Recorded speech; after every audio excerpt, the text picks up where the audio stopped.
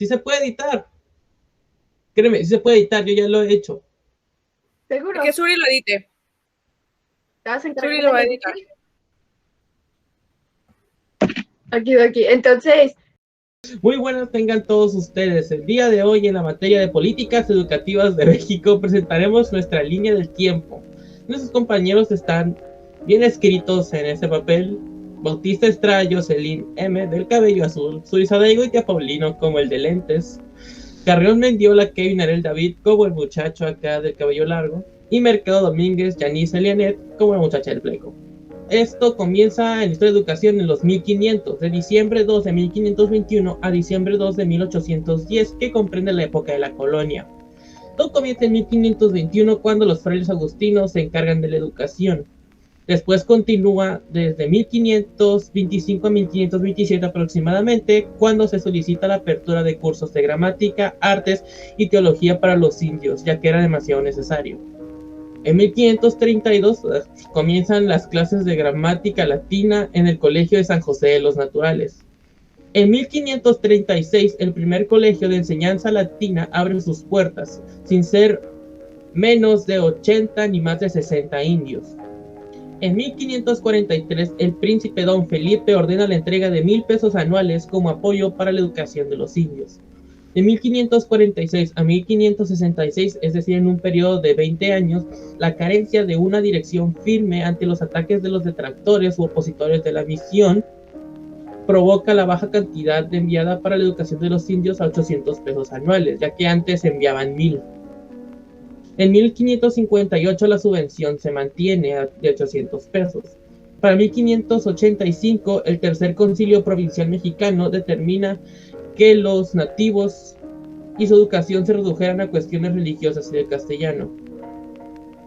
En 1660, Fray Juan de la Torre planea un centro de estudios mayores en el convento de Tlatelolco. Empieza la era de 1800, en la cual en 1810 finaliza la era de la colonia. Llega a la presidencia de México, Guadalupe Victoria, que dura de 1824 a 1829. Entre su mandato, dado al régimen republicano, que se dio en 1824, pues vaya, que el mandato de Guadalupe Victoria, se decretó en la Constitución Política, el artículo 5, el fomento a la educación en todos los estados. Entra a la presidencia Benito Juárez de 1858 a 1872, y en 1861 se dice que se promulga la ley de instrucción pública, la cual imparte la educación elemental pública y nuevos planes en educación primaria. En 1867, a partir de la ley orgánica de instrucción pública, se estipula que la educación primaria es totalmente obligatoria. 1900. En el año de 1905, en el año ese fue el presidente Porfirio Díaz Mori, él crea la Secretaría de Instrucción Pública y las Bellas Artes. El 1 de enero del año 1911, siendo él todavía el presidente de México, es cuando se decide poner en marcha la Ley de Instrucción Rudimentaria. Esto fue durante el gobierno interino de Francisco León de la Barra. El principal objetivo de esta ley era proporcionar educación general al pueblo, principalmente a las personas de origen indígena. Aquí es cuando no solamente se les da como la libertad de la educación a los ciudadanos como tal, sino que intentan como adaptar para que todas las personas reciban la educación sin importar si vienen de zonas rurales, si son indígenas. Es como la igualdad. 1915. Aquí nuestro presidente de México era Roque Victoriano González Garza. En 1915, él expide la ley sobre la generalización de la enseñanza, que era lo que les estaba comentando anteriormente, donde se prohíbe al clero impartir la educación. Esto es para mejorar las condiciones de vida de las personas del país como el instrumento para destruir el fanatismo religioso. Muchas personas se basaban mucho como en la religión, en lo que la religión les imponía, cuando realmente lo que necesitaban era más educación, tener esa riqueza de conocimiento sin importar su clase social o su origen. El punto era poder sacar en adelante al país, darles una mejor condición de vida. En el año 1920 se promovió la educación con una concepción civilizadora y un espíritu misionero. Esto fue durante el gobierno igual de Álvaro Obregón. Se reflejó en heroicas campañas de alfabetización. Desde la tendencia, la escuela era el medio para consolidar un país culto y democrático. Igualmente era el presidente Roque Victoriano González Garza. En 1921 ya tenemos como presidente a Álvaro Obregón. Él es el que logra dar un impulso a la educación rural. O sea, los demás como que ya tenían la iniciativa, pero el que realmente logró ese impulso fue Álvaro Obregón. Las misiones culturales, los centros culturales, las casas del pueblo y la educación socialista. En el año igual de 1921, este año fue un año en el cual como muchas cosas cambiaron. Fue un año muy importante en la historia de México. La educación institucionalizada en México desde la creación de la Secretaría de Educación Pública en 1921, que pues viene siendo la SEP. Esto fue por programas federales del beneficio de la educación. Se creó a base de eso. La SEP hasta la actualidad sigue existiendo desde el año 1921. Igualmente en el año de 1921, la política educativa en México empieza junto con la asignación de la Secretaría de Educación Pública, como les comenté, la SEP, como un departamento federal por parte del gobierno. Se dispara el aumento de control del sistema nacional por parte del gobierno federal. La SEP se empieza a encargar de canalizar a todos los alumnos que tengan una educación, los acomoda en una escuela en la cual se adapte para ellos y está verificando que se cumpla con la educación básica de todas las personas. En 1921 fue impulsada por el profesor Rafael Ramírez y igualmente en 1921 la política alfabetizadora fue por el licenciado José Vasconcelos. Por último, en el año 1921 se inicia lo que es el periodo populista, que hace mención a uno de los mayores impulsos de la educación rural en escuelas rurales, misiones culturales, centros culturales, vivienda para el pueblo y una educación centrada en el socialismo. Es cuando ya se hace como ese cierre de los años de 1921. Para el año de 1928 tenemos a Moisés Sáenz, que fue el presidente de ese momento, impulsa la educación en apoyo a la industrialización del país bajo el gobierno de Calles. En 1934, en la presidencia de Ávila Camacho, se impuso un tipo de enseñanza que propuso el ruso Makarenko, el cual consiste en formar sociedades más igualitarias con menos prejuicios y fanatismo a la religión. Como les dije, se buscaba mucho adquirir esa equidad entre nosotros como sociedad tal cual, no buscar el minimizar a una persona por su origen, por donde es, por su acento, por su lenguaje. Simplemente es mexicano, merece educación y hay que evitarnos todo ese tipo de prejuicios. Año de 1940. La política educativa en el gobierno de Manuel Ávila Camacho redujo considerablemente las diferentes características e ideas que se tenían en los planes de estudio. Esto para ir en contra de la burocracia y sindicalismo radical, aumentar la presencia de educación privada bajo las mismas ideas socialistas y unificar al magisterio. Después aquí tenemos a 1946, donde se supone el abandono de la escuela socialista debido a la tendencia de mayor práctica de experimentación durante los gobiernos de Miguel Alemán y Adolfo Ruiz Cortines. En el año de 1948, de acuerdo al artículo 26 de los derechos humanos, el derecho a la educación comienza a ser representada por la UNESCO y la ONU. Aquí es cuando realmente se logra ese gran impacto en el que se hace un artículo, no solamente empieza por ser como la iniciativa de, no, oficialmente así debe ser. Es un artículo, se tiene que respetar el derecho. En 1952, durante el gobierno de Adolfo Ruiz Cortines, se eleva el presupuesto para la educación, en especial a las universidades y salarios de profesores. Esto era muy importante porque realmente creo que hasta la fecha no contamos a lo mejor con las mejores condiciones, pero en 1952 fue cuando se tomó la decisión y se logró ver que realmente se necesitaba un impulso, un mayor presupuesto para la educación, ya que la educación es lo que nos hace ser lo que somos en el futuro, pero para eso también ocupábamos maestros. Entonces tuvieron que darles un mejor salario a los profesores, prepararlos bien para que nos pudieran preparar a nosotros, los mexicanos. Se crea la CONALTE, Consejo Nacional Técnico de la Educación, y CINVESTAF, Centro de Investigación de Estudios Avanzados del IPN. En el año de 1959 se implementa un plan dedicado a la expansión y mejoramiento de la educación primaria, al que se conoce hasta la fecha como el Plan de 11 años, el cual concluye el sexenio de Díaz Ordaz. En el año de 1970 se implementó un apoyo para crear nuevas instituciones para tener la demanda de los niveles medio y superior de la educación. Eso es algo muy importante también, porque antes lo que pasaba mucho era que la gente solamente como llegaba a la educación de la primaria o simplemente no la terminaba. Entonces es cuando empiezan a implementar más lo que es la educación media superior, más importancia y como clasificándola como educación básica. Se efectúa la reforma curricular y la impresión de nuevos libros de texto para la educación primaria y se aprueba la nueva Ley Federal de Educación Superior, como fue lo que les comenté. En el año de 1976, a causa de la falta de metas de Porfirio Muñoz Ledo y el cambio de secretario de Educación Pública, durante el sexenio de López Portillo es imposible ejecutar el Plan Nacional de Educación. En el año de 1978, las delegaciones de la CEP en los estados de la República se crean en 1978, como les comenté. Dicha política manifestó lo poco importante, la que es el centralismo de México bajo ciertos lineamientos o dimensiones. En 1979, con Fernando Solanda como secretario de Educación, todos los programas comprendían muchas prioridades que tuvieron metas bien calendarizadas que ayudaron a cubrir el 100% de la demanda de ingreso a la primaria.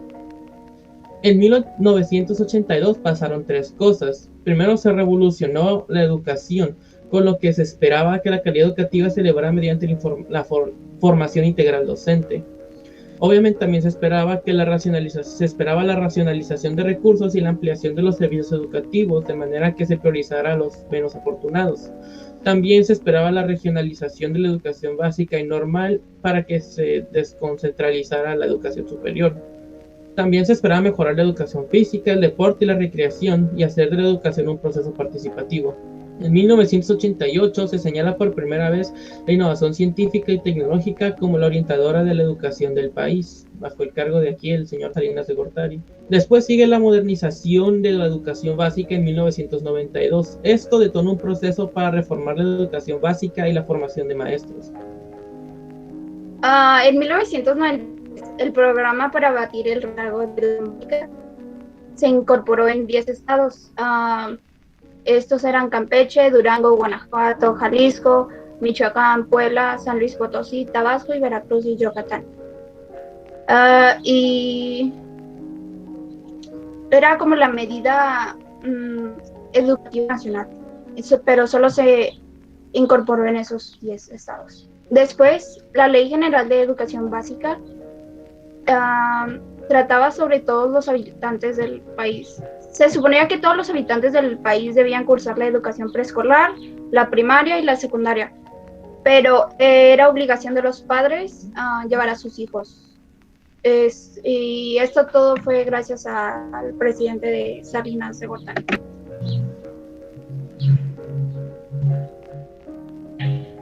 En 1995, las políticas a seguir se estructuraron en 3 partes: educación básica, educación de adultos y la media superior y superior.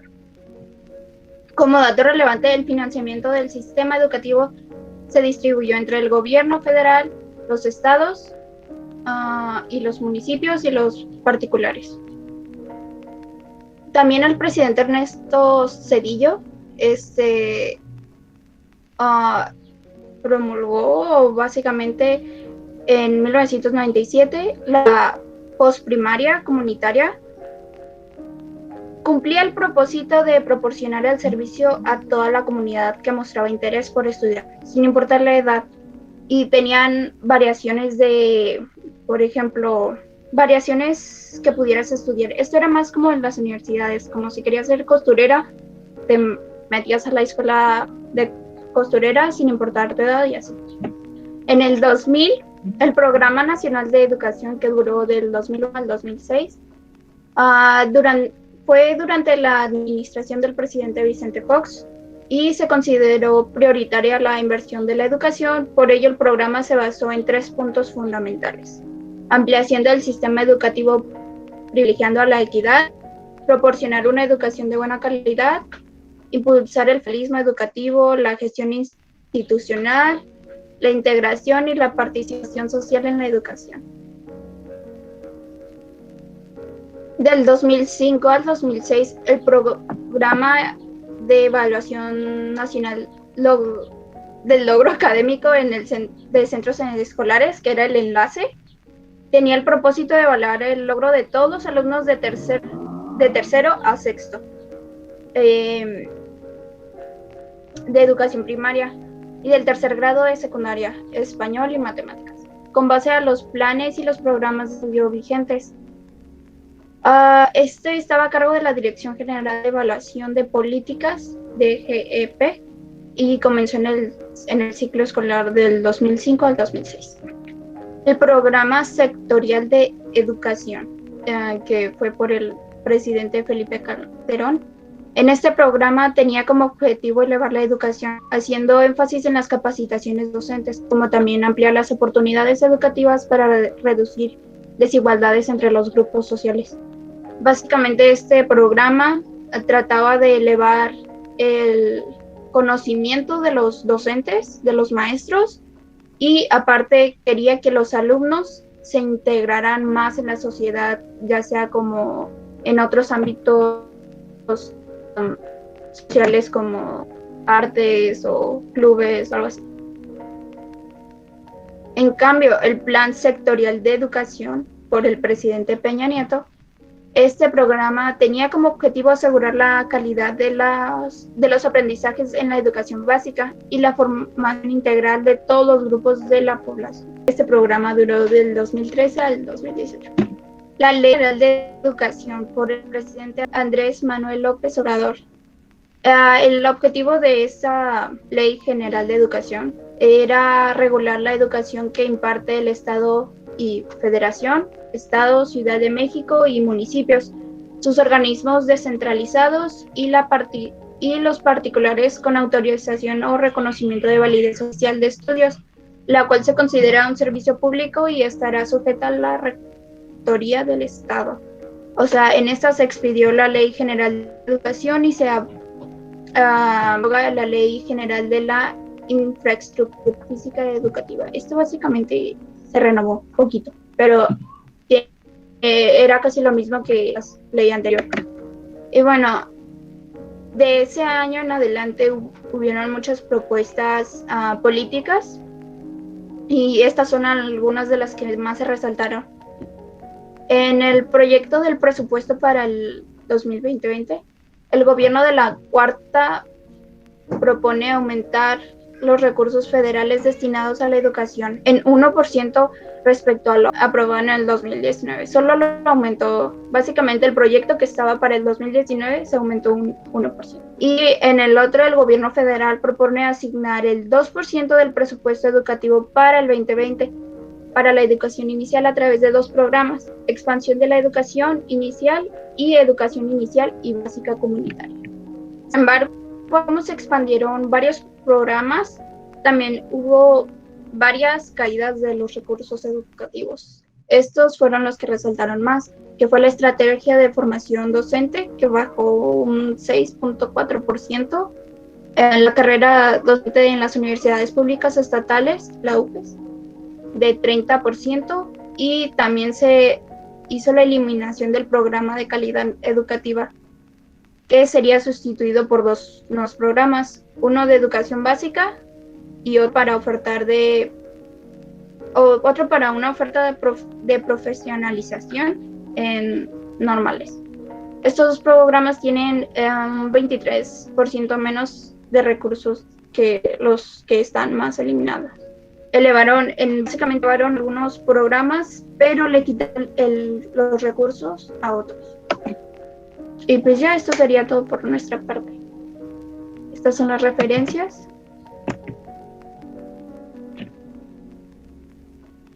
Y eso sería todo.